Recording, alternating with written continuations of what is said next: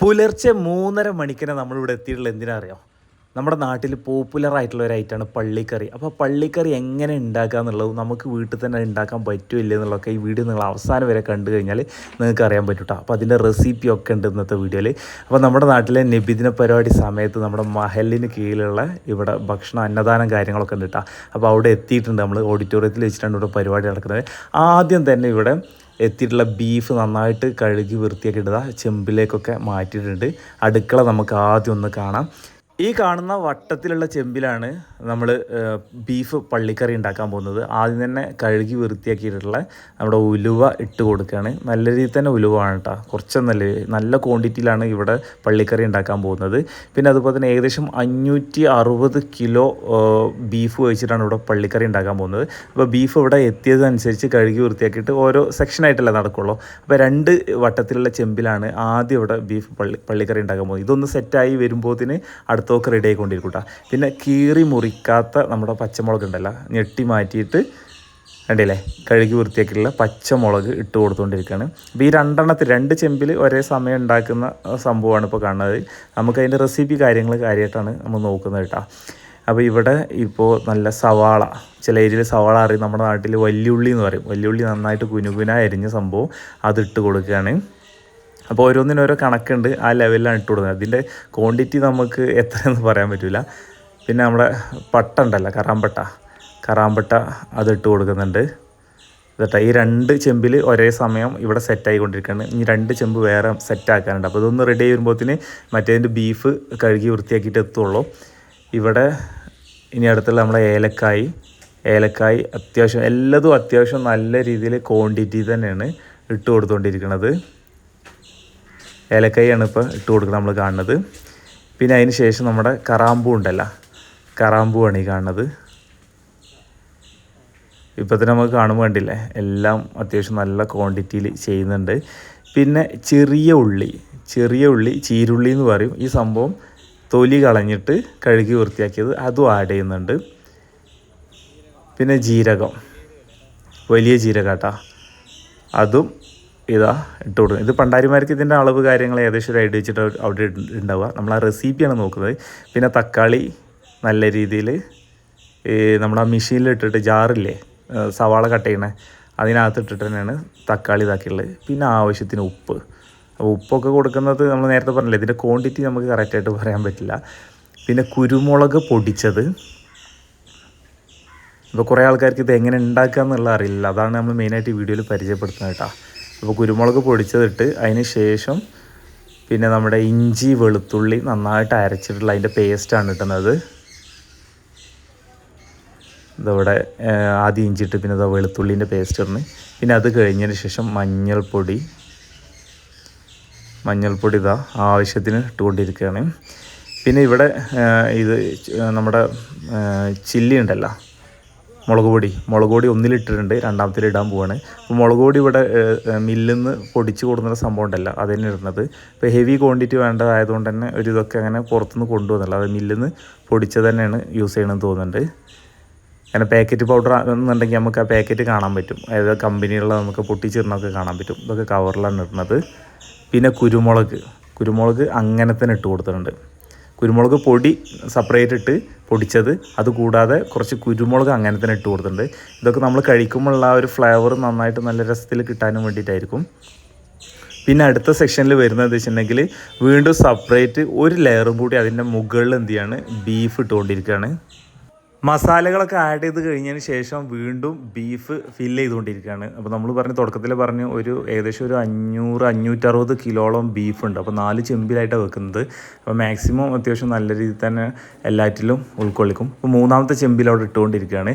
ആ സമയമായപ്പോഴത്തേന് പുലർച്ചെ 3:30 നമ്മൾ വന്നപ്പോൾ മൗലൂദ് പാരായണം കാര്യങ്ങളൊക്കെ ഉണ്ട്. അത് കഴിഞ്ഞിട്ട് പള്ളിയിൽ നിന്ന് വന്ന ആളുകൾക്കുള്ള ഫുഡ് ഇവിടെ ഉണ്ടായിരുന്നത് നല്ല കുട്ടൻ കറി ആയിരിക്കും കേട്ടോ. കുട്ടൻ കറിയും പിന്നെ അതുപോലെ തന്നെ പൊറോട്ട ഉണ്ടായിരുന്നത്. അങ്ങനെ അതൊക്കെ കഴിച്ച് കഴിഞ്ഞതിന് ശേഷം ആളുകളൊക്കെ ഇങ്ങനെ അവിടെയൊക്കെ തിങ്ങി നിൽക്കുന്നതൊക്കെ കാണാൻ പറ്റും. പിന്നെ നമ്മളിതാ നമ്മുടെ അടുപ്പിന് തീ കൊടുത്തിട്ടുണ്ട്. ഇനി നമ്മുടെ ബീഫ് പള്ളിക്കറി ഇതവിടെ സെറ്റാവാൻ പോവാണ്.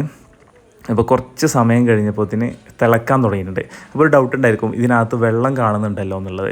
അപ്പോൾ വെള്ളം ആവശ്യത്തിന് ആഡ് ചെയ്യുന്നുണ്ട്. ആഡ് ചെയ്യുന്നത് വെച്ചിട്ടുണ്ടെങ്കിൽ കുറച്ച് ഒരു ബക്കറ്റിൽ താഴെ വെള്ളമൊക്കെ ആഡ് ചെയ്യുന്നുള്ളൂ. പിന്നെ ഈ ബീഫ് കഴുകിയിട്ടുള്ള വെള്ളം തന്നെ ആവശ്യത്തിന് വെള്ളം മാംസത്തിലുണ്ടായിരിക്കും. അപ്പോൾ അത് കിടന്നിട്ട് ഇങ്ങനെ നമ്മൾ എല്ലാം കൂടി ആകുമ്പോൾ ആവശ്യത്തിന് വെള്ളം കിട്ടൂട്ടാ. ആ ഒരു ലെവലിലാണ് വെള്ളം ഉള്ളത്. പിന്നെ ഇത് നമ്മൾ കച്ചവടത്തിനായിട്ട് ഹോട്ടലിൽ ഉണ്ടാക്കുന്ന പോലത്തെ പള്ളിക്കറി കാര്യങ്ങളൊന്നുമല്ല. ഇത് നാട്ടിൽ മഹലിലുള്ള നിവാസികൾക്ക് കൊടുക്കാനുള്ള, അപ്പോൾ എല്ലാവർക്കും എത്തണം. അപ്പോൾ ആ രീതിയിലാവുമ്പോൾ ആവശ്യത്തിന് കുറച്ച് വെള്ളം ഉണ്ടാവേണ്ടി വരും. സ്വാഭാവികമായിട്ട് സാധാരണ ഒന്ന് ഓവറായിട്ട് കുറുകിയിട്ട് ടൈറ്റ് ആവുന്ന രീതിയായിരിക്കില്ല. പിന്നെ മഹലിലുള്ള ഓരോരുത്തരൊക്കെ വരുന്ന സമയത്തൊക്കെ ആയിട്ട് ഈ രാവിലെയൊക്കെ അടുക്കളയിൽ വരുന്നതും അഭിപ്രായം പറച്ചിലും കാര്യങ്ങളൊക്കെ ആയിട്ടുള്ള അങ്ങനെയുള്ള സംഭവങ്ങളൊക്കെ ഉണ്ടാവും. അങ്ങനെ കുറച്ച് കഴിഞ്ഞ ശേഷം നമ്മൾ പുറത്തേക്കൊന്ന് ഇറങ്ങി നോക്കി. അപ്പോൾ ഇതിനൊക്കെ നേരെ ഒന്നിങ്ങനെ വെളുത്ത് ഏകദേശം ഒരു 6:30 6:45 ടൈമൊക്കെ ആയി തുടങ്ങുന്നുണ്ട്.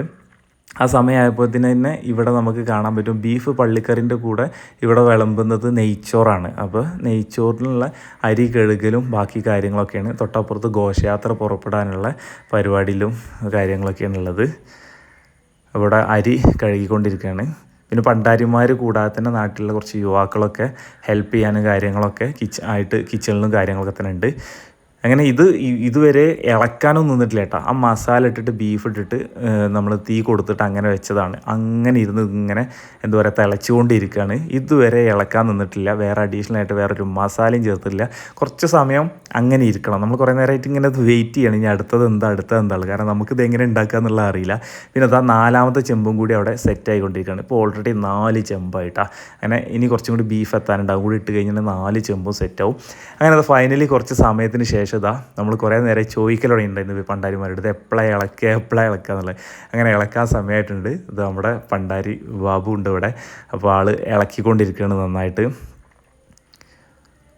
അങ്ങനെ ബീഫ് പള്ളിക്കറി ഉണ്ടായിക്കൊണ്ടിരിക്കുന്നതാണ് നമ്മൾ കാണുന്നത്. അപ്പോൾ ഇന്നത്തെ വീഡിയോ മാക്സിമം നിങ്ങളൊന്ന് ഷെയർ ചെയ്തിട്ട് മറ്റുള്ള സുഹൃത്തുക്കൾക്ക് എത്തിച്ചു കൊടുക്കാൻ ശ്രമിക്കുക. അതുപോലെ തന്നെ നിങ്ങളുടെ വലിയ നിർദ്ദേശങ്ങളും അഭിപ്രായങ്ങളും കൂടി വീഡിയോക്ക് താഴെ കമൻറ്റ് ചെയ്യാൻ ശ്രമിക്കുക. ഇളക്കി കഴിഞ്ഞതിന് ശേഷം നമ്മൾ നേരത്തെ തിളച്ച് വന്നിട്ടുണ്ടെന്ന വെള്ളം ഉണ്ടല്ലോ, അപ്പോൾ ആ വെള്ളമൊക്കെ ഒന്ന് ശരിക്കും നല്ല രീതിയിൽ കാണുന്നുണ്ട്. ഇപ്പോൾ അത്യാവശ്യം വെള്ളം ഇതിനകത്ത് കാണുന്ന പോലെ തോന്നുന്നുണ്ട്. അപ്പോൾ നമ്മൾ തന്നെ അവരോട് ചോദിച്ചിട്ടുണ്ടായിരുന്നു വെള്ളം ഇതിൽ ആഡ് ചെയ്തതാണോ എന്ന് ചോദിച്ചിട്ടുണ്ടായിരുന്നു. കാരണം നമുക്കറിയില്ലല്ലോ. കാരണം അത്ര വെള്ളം കാണുന്നുണ്ട് നന്നായിട്ട് ഇളക്കി കഴിഞ്ഞപ്പോൾ.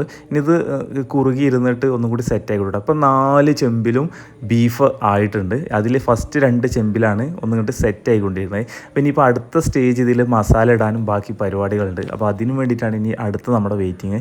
എന്തൊക്കെയാണ് മസാല ഇടാൻ പോകുന്നത്, ഇനി അടുത്തത് എന്താണെന്നുള്ളത് നോക്കട്ടെ. അപ്പോൾ നമ്മൾ ഇട്ട് കൊടുത്തുള്ള മസാലേൻ്റെ ഒക്കെ ആ ഒരു രസക്കൂട്ടാണ് ഇപ്പോൾ അതിൽ കാണുന്നത്. ആ കളറൊക്കെ മാറിയണ്ടില്ലേ, ഏലക്കായൊക്കെ അതാ മുകളിൽ ഇങ്ങനെ പൊങ്ങി കിടക്കണേ. ബീഫ് ശരിക്കും ഈ വെള്ളത്തിൽ കിടന്നിട്ട് നന്നായിട്ട് വേവണം കേട്ടോ. ഇതാ അങ്ങനെ ഫൈനലി അടുത്തത് നമ്മുടെ മല്ലിപ്പൊടി കുറച്ചൊന്നുമല്ല കേട്ടോ. മല്ലിപ്പൊടി ആവശ്യത്തിന് മല്ലിപ്പൊടി ഇടുന്നുണ്ട്. അപ്പോൾ ഈ മല്ലിപ്പൊടി ഇടുന്നതിൻ്റെ സീക്രട്ട് എന്താണെന്നുള്ളത് നമുക്ക് പണ്ടായതിനോട് തന്നെ ഒന്ന് ചോദിച്ചു നോക്കാം. എന്തിനാണ് ഈ മല്ലിപ്പൊടി ഇത്രയധികം ഇടുന്നില്ല? മറ്റ് മസാലപ്പൊടികളൊന്നും ഇടാത്തതിനേക്കാളും കൂടുതൽ മല്ലിപ്പൊടി ഇവിടെ കൂടുതൽ ഇടുന്നത്. നമുക്ക് ചോദിച്ചു നോക്കാം എന്തിനാണ് ഈ മല്ലിപ്പൊടി കൂടുതൽ ഇടുന്നത് എന്നുള്ളത്. മല്ലിപ്പൊടി ഏറ്റവും ലാസ്റ്റ് കൊടുക്കണല്ലേ? ഇതിന്റെ മെയിൻ സംഭവം മല്ലിപ്പൊടിയാണോ? മല്ലി വറുത്ത് പൊടിച്ചല്ലേ? നല്ല വറുത്തിട്ട് നല്ല പൊടിക്കാം. പക്ഷെ നമ്മൾ ഇതിൽ കൊടുക്കൽ ഏറ്റവും കൂടുതൽ മസാല കൊടുക്കുന്ന ഈ ഒരു സാധനം മല്ലിന്റെ ഫ്ലേവർ കുറച്ച് കൂടും ഈ നമ്മുടെ പള്ളിക്കറിക്ക്. മസാലപ്പൊടികളൊക്കെ ചേർക്കാനുള്ളതൊക്കെ ചേർത്ത് ഇനിയുള്ള പണി എന്താണെന്ന് വെച്ച് കഴിഞ്ഞിട്ടുണ്ടെങ്കിൽ നല്ല രീതിയിൽ ഇങ്ങോട്ട് ഇളക്കണം കേട്ടോ. ഇളക്കിയിട്ടൊന്നിട്ട് സെറ്റാക്കി എടുക്കാനുണ്ട്. സംഭവം കണ്ടില്ലേ? സംഭവം ഇപ്പോൾ കാണുമ്പോൾ തന്നെ ശരിക്കും നമുക്ക് ചില കറികൾ നമുക്ക് കാണുമ്പോൾ കഴിച്ചു നോക്കണം, അല്ലെങ്കിൽ രുചി നമുക്ക് ഇങ്ങനെ ഫീൽ ചെയ്യുന്ന പോലെ തോന്നലുണ്ടാവില്ല. സംഭവം അടിപൊളിയാവും എന്നുള്ളത് അത് അങ്ങനെ കണ്ടു മനസ്സിലാക്കിയാൽ പോരല്ല. തുടക്കത്തിൽ തന്നെ ഇതൊന്ന് ടേസ്റ്റ് ചെയ്ത് നോക്കണ്ടേ. ഇപ്പോൾ പണ്ടാരി നമ്മളെ കയ്യിൽ കുറച്ച് ഒഴിച്ച് തന്നിട്ടുണ്ട്. സംഭവം കൊള്ളട്ടാ. ശരിക്കും എല്ലാ മസാലകളും നല്ല പിടിച്ചിട്ട് നല്ല ചൂടോട് കൂടിയിട്ട് ലൈവായിട്ട് അപ്പം തന്നെ നമുക്ക് ടേസ്റ്റ് ചെയ്ത് നോക്കിയാണ്. നല്ല അടിപൊളിയായിട്ടുണ്ട്. ഇനി ഇതാ നമ്മുടെ മല്ലിച്ചപ്പ് ഉണ്ടല്ലോ, മല്ലിച്ചപ്പ് ഒന്ന് ആഡ് ചെയ്യാണ്. അതുപോലെ തന്നെ കറിവേപ്പില ആഡ് ചെയ്ത് കഴിഞ്ഞിട്ടുണ്ടെങ്കിൽ പിന്നെ ഇതാ കണലിൽ കുറച്ച് നേരം ഇങ്ങനെ കിടന്ന് കുറുകും. കുറച്ചുകൊണ്ട് കുറുകും, ഓവറായിട്ട് കുറുകിയിട്ട് ഇതാവില്ല. ഇത് കുറച്ച് ഓവർ തിക്കായിട്ട് ഗ്രേവി ടൈപ്പുള്ള പള്ളിക്കറി ഒന്നുമല്ല. ശരിക്കും നല്ല രീതിയിൽ തന്നെ കറിയുള്ളൊരു ടൈപ്പ് തന്നെ. കാരണം അതിൽ എല്ലാവർക്കും എത്തേണ്ട ആ രീതിക്കുള്ള സംഭവമാണ് ഇതാക്കില്ല. പിന്നെ അതുപോലെ തന്നെ അല്ല നെയ്ച്ചോറ്റിക്കാണ് ഇതുള്ളത്. അപ്പോൾ നെയ്ച്ചോറ്റിക്കാവുമ്പോൾ ശരിക്കും നല്ല രീതിയിൽ കറി പോലെ തന്നെ ആവണം. സംഭവം അടിപൊളിയായിട്ട് കണ്ടില്ല ഇങ്ങനെ തിളച്ച് വരുന്നത്. ഇത് കുറച്ച് നേരം ഇരുന്ന് കഴിയുമ്പോഴത്തേന് നമ്മുടെ ഇത് വിളമ്പാനുള്ള സമയമാവട്ടാ. ഇത് കോരുന്ന സമയത്തുണ്ടല്ലേ അപ്പോൾ ആളുകളൊക്കെ ഇത് വാങ്ങാൻ എത്തി തുടങ്ങിയിട്ടുണ്ട്. ഇപ്പോൾ നമ്മൾ ഘോഷയാത്ര ഒക്കെ കഴിഞ്ഞ് ആളുകളൊക്കെ തിരിച്ച് എത്തി. ഇപ്പോൾ ഈ സമയമായപ്പോൾ 12:30 ആ ടൈമായിട്ടുണ്ട്. അപ്പോൾ ആ സമയത്താണ് ഇത് വിളമ്പുന്നത്. അപ്പോൾ വിളമ്പുന്നത് എങ്ങനെയാണെന്നുള്ളത് നോക്കാം. ഇത് ഇവിടുന്ന് എടുത്തിട്ട് പിന്നെ അടുത്തൊരു സെക്ഷനിലേക്ക് ഇവിടെ ഒരു ചെമ്പ് വെച്ചിട്ടുണ്ട് ചെറുത്, അതിലേക്ക് വെച്ചിട്ടുണ്ട്. ഇവിടുന്നാണ് പിന്നെ ആളുകൾക്ക് ഇങ്ങനെ കുറേശ്ശെ വിളമ്പി കൊടുക്കുന്നത്. അപ്പോൾ നേരത്തെ മഹല്ലിൽ കമ്മിറ്റിക്കാരൊക്കെ പോയിട്ട് ഓരോ വീടുകളിലൊക്കെ കാർഡ് കൊടുത്തിട്ടുണ്ടാവും. അപ്പോൾ ആ കാർഡിൽ എത്ര ആൾക്ക് എന്നുള്ളൊരിതുണ്ടാവും. അപ്പോൾ ഈ കാർഡ് വാങ്ങുന്നവർ പറയും 5 ആൾ 4 ആൾ 3 ആൾ ഓരോ വീട്ടിലുള്ള മെമ്പേഴ്സിൻ്റെ എണ്ണത്തിനനുസരിച്ചാണ് ഈ കറി വിളമ്പുന്നവർക്ക് ഏകദേശം ഒരു ഐഡിയ ഉണ്ടാവും. അതിനനുസരിച്ച് ഇങ്ങനെ വിളമ്പിക്കൊണ്ടിരിക്കുന്നത്. സംഭവം അടിപൊളിയായിട്ടുണ്ട് കേട്ടോ, ഒരു രക്ഷയില്ല. എന്നാലും ഓവർ കറി പോലെ അങ്ങനെ ആയിട്ടില്ല, അത്യാവശ്യം ടൈറ്റ് ഉണ്ട് കറി. ഉണ്ടല്ലേ, എന്നെ 4 പാത്രത്തിലാണ് ഉണ്ടാക്കിയിട്ടുണ്ടായിരുന്നു. ഇന്നത്തെ നമ്മുടെ പള്ളിക്കറി വീഡിയോയെ കുറിച്ചുള്ള നിങ്ങളുടെ വലിയ നിർദ്ദേശങ്ങളും അഭിപ്രായങ്ങളൊക്കെ വീഡിയോക്ക് താഴെ കമൻറ്റ് ചെയ്യാൻ ശ്രമിക്കുക. പുലർച്ചെ 3-3:30 മണിക്ക് നമ്മൾ വന്നത് എന്നതിൻ്റെ കാര്യങ്ങളൊക്കെ നിങ്ങളുമായിട്ട് ഷെയർ ചെയ്യാൻ നമ്മൾ കുറച്ച് കാര്യങ്ങളൊക്കെ മനസ്സിലാക്കി. ഇനി നിങ്ങളും എന്ത് ചെയ്യുക, വീട്ടിലൊക്കെ ഒന്ന് ട്രൈ ചെയ്ത് നോക്കുക പള്ളിക്കറി എങ്ങനെ ഉണ്ടാക്കാൻ പറ്റില്ല എന്നുള്ളത്. വീഡിയോ ഇഷ്ടപ്പെട്ട് കഴിഞ്ഞാൽ ലൈക്ക് ചെയ്യുക, ഷെയർ ചെയ്യുക, ഫോളോ ചെയ്യുക, സപ്പോർട്ട് അറിയിക്കുക. കൂടുതൽ കാഴ്ചകളും വിശേഷങ്ങളായിട്ട് വീണ്ടും കാണാം.